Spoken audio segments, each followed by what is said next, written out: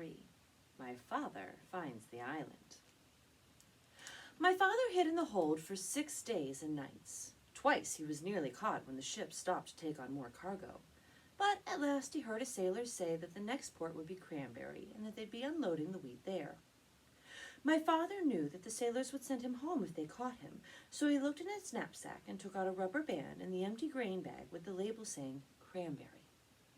At the last moment, my father got inside the bag, knapsack and all, folded the top of the bag inside and put the rubber band around the top.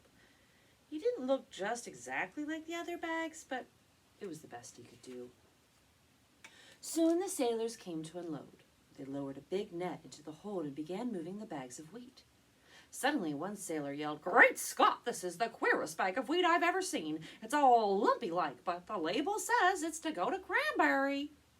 The other sailors looked at the bag too, and my father, who was in the bag, of course, tried even harder to look like a bag of wheat.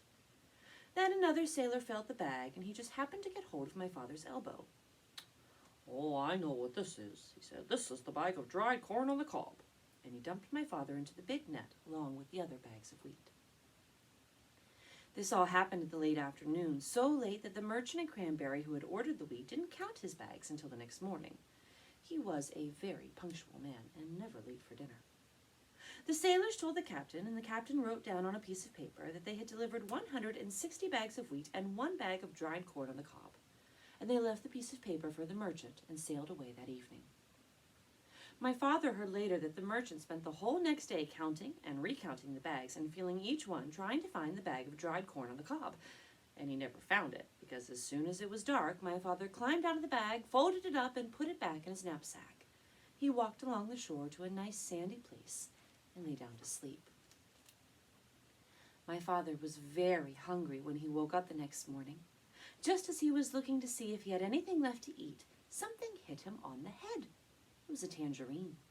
He had been sleeping right under a tree full of big, fat tangerines. And then he remembered that this was the island of Tangerina. Tangerine trees grew wild everywhere. My father picked as many as he had room for, which was 31, and started off to find Wild Island. He walked and walked and walked along the shore, looking for the rocks that join the two islands. He walked all day, and once, when he met a fisherman and asked him about Wild Island, the fisherman began to shake and couldn't talk for a long while. It scared him that much, just thinking about it.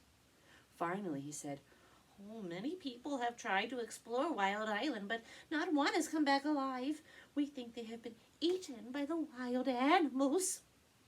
Well, this didn't bother my father. He kept walking and slept on the beach again that night.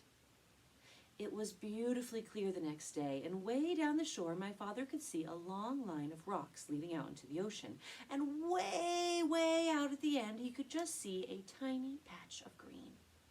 He quickly ate 7 tangerines and started down the beach. It was almost dark when he came to the rocks, but there, way out in the ocean, was the patch of green. He sat down and rested a while, remembering that the cat had said, "If you can, go out to the island at night, because then the wild animals won't see you coming along the rocks, and you can hide when you get there." So my father picked 7 more tangerines, put on his black rubber boots, and waited for dark. It was a very black night, and my father could hardly see the rocks ahead of him. Sometimes they were quite high, and sometimes the waves almost covered them, and they were slippery and hard to walk on. Sometimes the rocks were far apart, and my father had to get a running start and leap from one to the next. After a while, he began to hear a rumbling noise. It grew louder and louder as he got nearer to the island.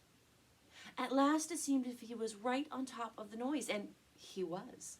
He had jumped from a rock onto the back of a small whale who was fast asleep and cuddled up between 2 rocks. The whale was snoring and making more noise than a steam shovel, so it never heard my father say, "Oh, why, I didn't know that was you." And it never knew my father had jumped on its back by mistake. For 7 hours, my father climbed and slipped and leapt from rock to rock, but while it was still dark, he finally reached the very last rock and stepped off